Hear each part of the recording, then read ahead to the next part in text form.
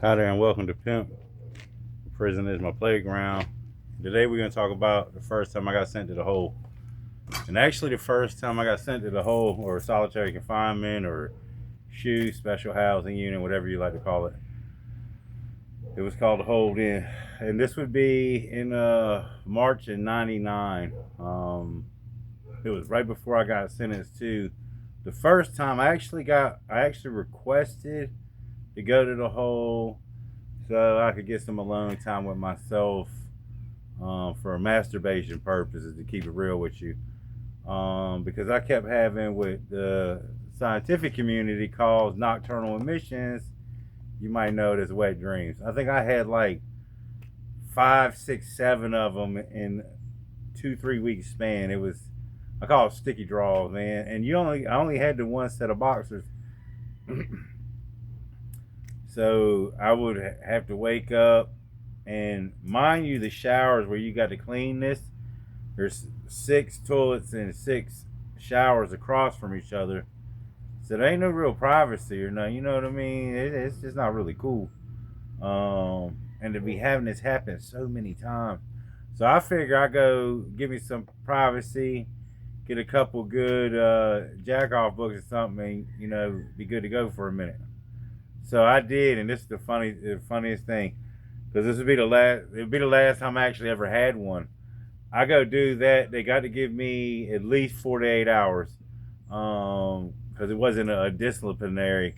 The dude actually had to write it up as I cussed him out, and that's what he gave me 48 hours for. Well, he only made me do like 36 or some shit. They came and got me early. And I got out, and I damn had to wait. I must have jerked off like 5 or 6 times in a day and a half. And when I got out, I had a wet dream anyway.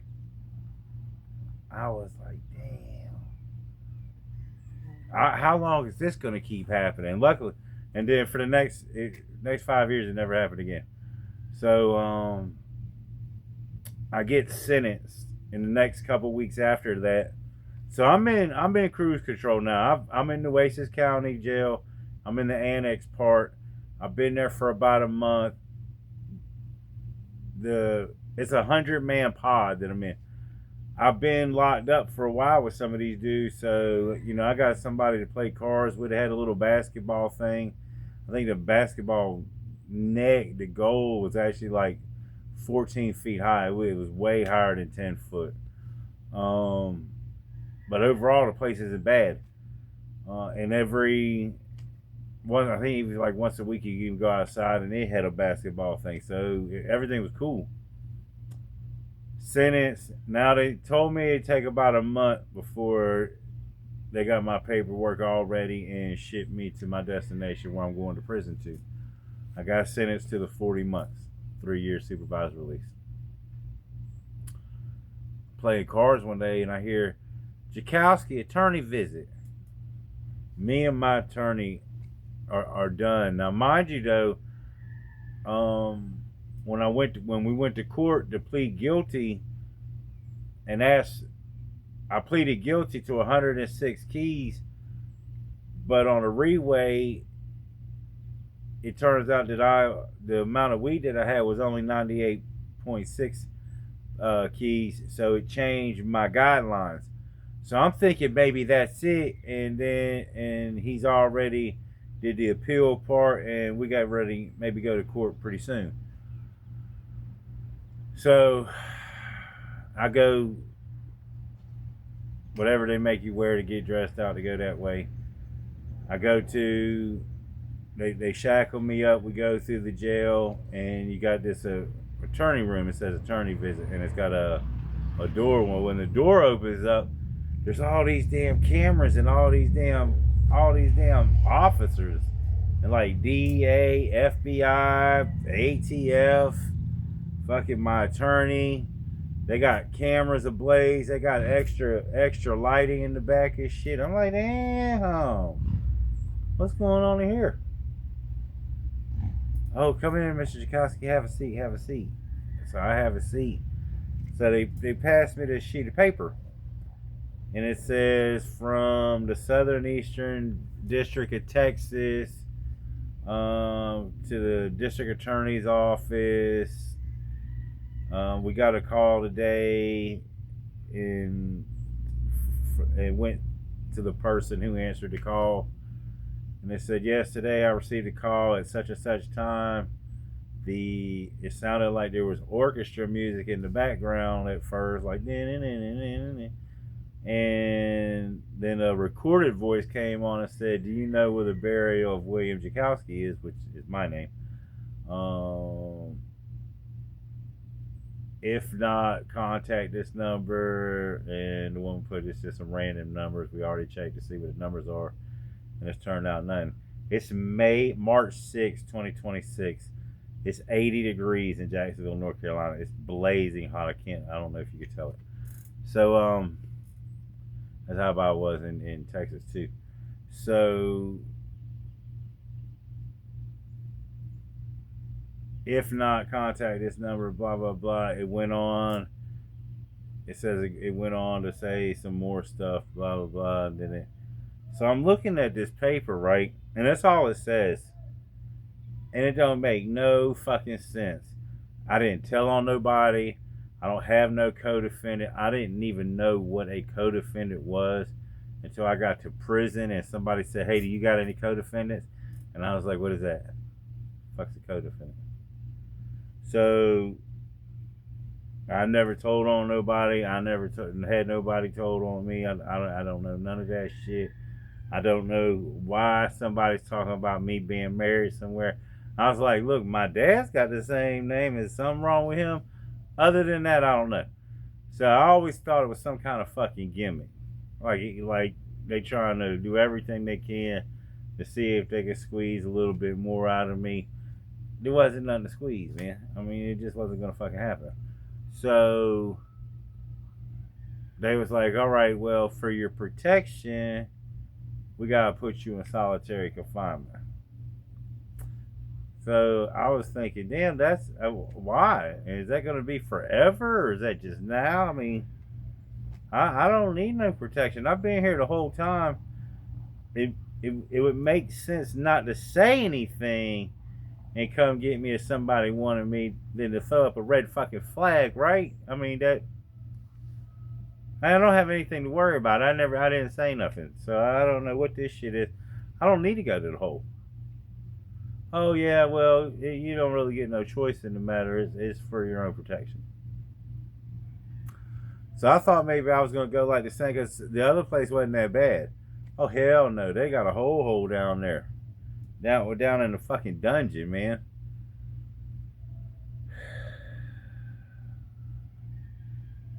It's a short hallway. I don't know how it is.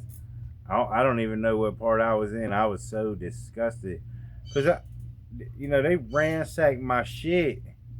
They didn't let me pack it up. They ransacked my shit, and like I'm some kind of fucking criminal or something. I didn't ask for none of this.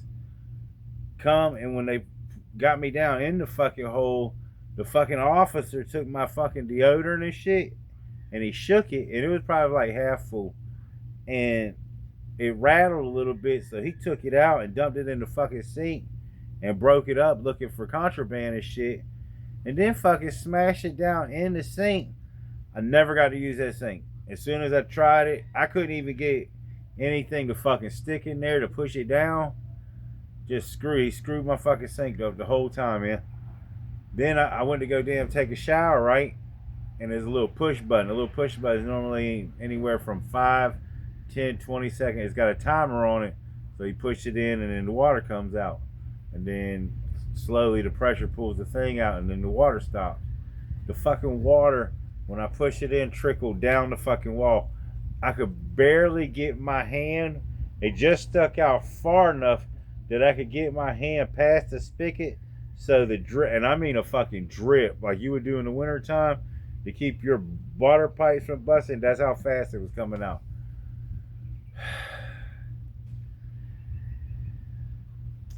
It just ain't no, and I'm not complaining because hey, this is fucking 20 years ago. It was 99. It was March of 99, and right now it's March of 2026. So it's however many damn years is it? 27 years. So I could hear people talking. You can't see shit, but you can hear them. And there's this little table, and the little table is set up like a checkerboard. And a checkerboard is the same thing as a chessboard. You just use different pieces. So he goes, "Yo, do you got any pieces down there?" I was like, "Nah." What are you talking about? He goes, "Any chess piece? You know how to play chess?" I was like, "Yeah." He said, "Do you got any paper?" I was like, "Nah." He said, "Do you got any books?" I said, "I don't have anything." He said, "Next time the guard comes, I'll see if he can't pass shit to me." So the guard was cool, thank God, and passed the paper and shit. So you can play chess. Hey, move my knight, and each square is numbered. Move my knight to 72, and blah blah blah. So that part of it was all right. So it was about 3 fucking weeks later, man. In the hole, it sucks.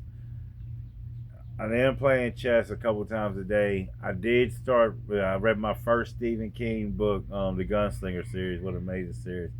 And it would be the first time, and that would be April of '99. I never knew what the hell Easter was about. I mean, not even the slightest clue. Like, yo, I was reading the newspaper had came in. I bought the newspaper. You could buy the newspaper for a quarter, and it said, "Do you know the meaning of Easter?"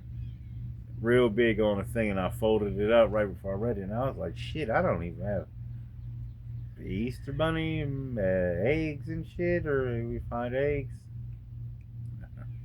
Oh man, I was so disappointed. I was 20. That April I turned 22, so it was like a couple weeks later. They go, "Jakowski, pack it up. You're leaving." So I was like, "Yeah, what now? Am I in protective custody for the next 3 years?" Oh no, you're good to go now. You're back in the population. You ride with everybody else. And see, they could do whatever the hell it is they want to do. They could have put me in a hole at the next place, and which is the worst that they could do. It's all that they got. They keep strip searching you, and you put yourself at the mercy of the law when you decide to do drugs or commit crime, and it's a no-win situation, and you'll keep finding yourself saying, "Fuck, this shit is. I hate this shit. I shouldn't have done that shit," and slowly become more and more susceptible to saying, "Fuck it all," and do it right over again. You gotta stop right now. Because this is an example. I got sent to the hole for, you know, protective custody. I didn't want no fucking protective custody. I'd rather take my chances with me.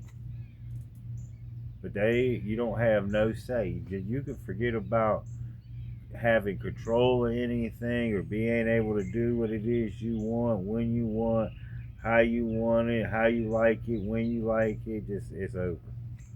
You like girls, you ain't gonna see none of them. You're gonna see some COs that all the inmates are trying to get with, and half of them already have. No offense to the ones that ain't. I mean, this is what it is, man. Your girl, your mom, your sister, your daughter. They don't. You can't even get contact visits and shit. It's done on a screen. You can't even get no damn window love or nothing no more. No letters with perfumes and kisses on it. Nah, it's all on the damn screen. And you know what it all ain't? It all ain't worth it. It just ain't worth it, man. They took a perfectly good time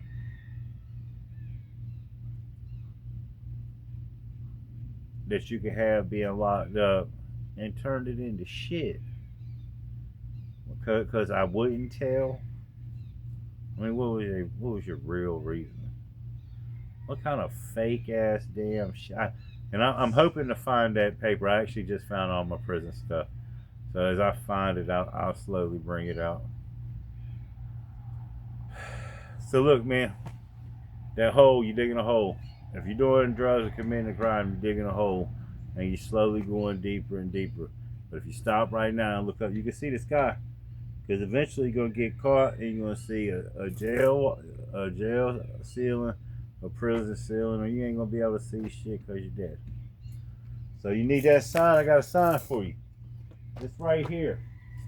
Let's do this shit today, right now. We can do it right now, not tomorrow, not when we get your next paycheck, not when you think your time is good. Now is a good time to do the right thing by you and everybody else. You got it in you. Be this quitter. Let's quit. That's the story for today. Some bullshit, what it was. If you can, hit that like button. Share the video, subscribe if you haven't. Thanks for rocking me, guys.